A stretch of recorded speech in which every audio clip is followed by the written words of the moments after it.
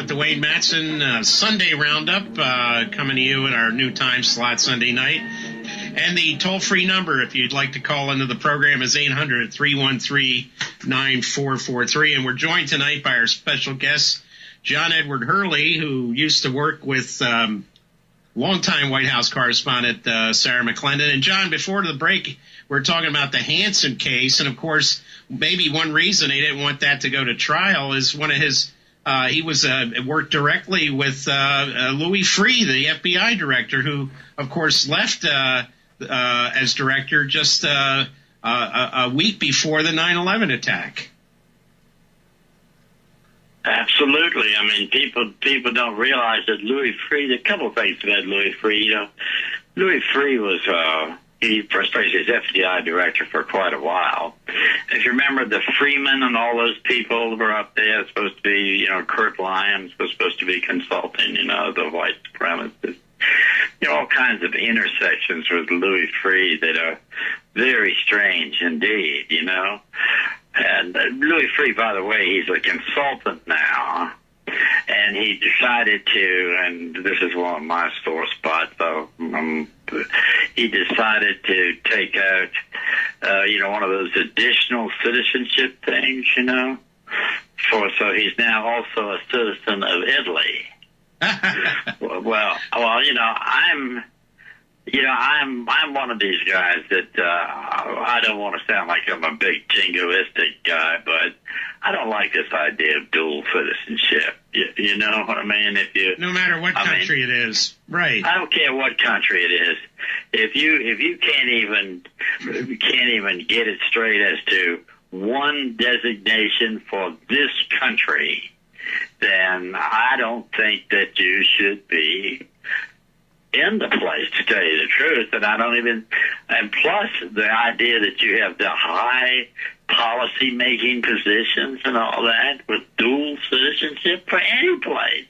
Absolutely. And we've seen that, of course, that conflict of interest play out with dual U.S. Israeli citizens. I don't know how many cases like that we have. And here we have other dual citizens of other countries. Again, it gets into which country are they more loyal to. And I always remembered that Louis Freeh was able to speak Italian in the Sicilian dialect, which we know about the history of the mafia. How did this guy wind up as the head of the FBI? Well, you know, the FBI has a lot of strange connections. For instance, when doing the course of my, you know, running a museum and library, Confederate Southern Museum and Library, 8 blocks from the White House, 100 years old. Well, I found out that one of the people that befriended one of my elderly board members, you know, turned out to be, he's an FBI informant. You know, right. I mean, we know so many of those infiltrators, and now I started out the program by talking about Cass Sunstein's cognitive infiltration program for the web, for the internet, but that goes back many years where these informants and infiltrators would join these various organizations.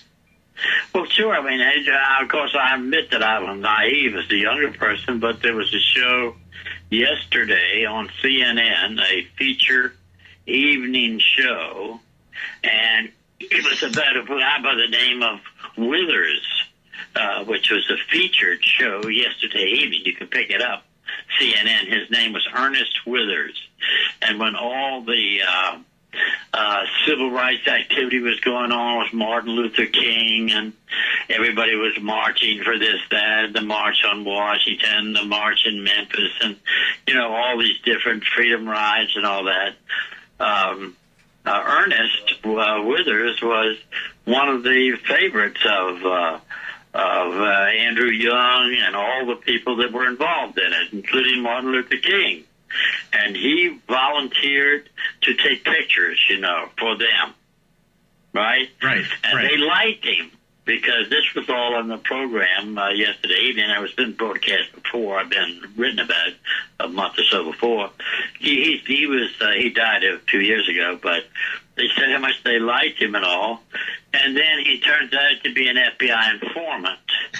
So he's sending the photographs to the FBI. Now, the people that were on the show yesterday, on the CNN show, actually were not blaming him.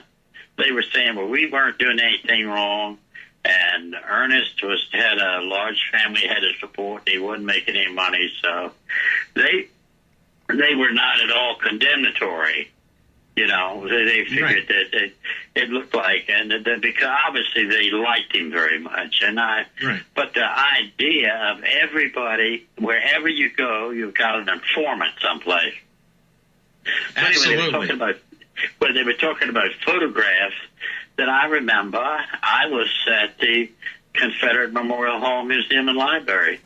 You know, somebody showed up and said, "Oh, Mr. Hurley, you have such nice social events and all, and I'm a photographer."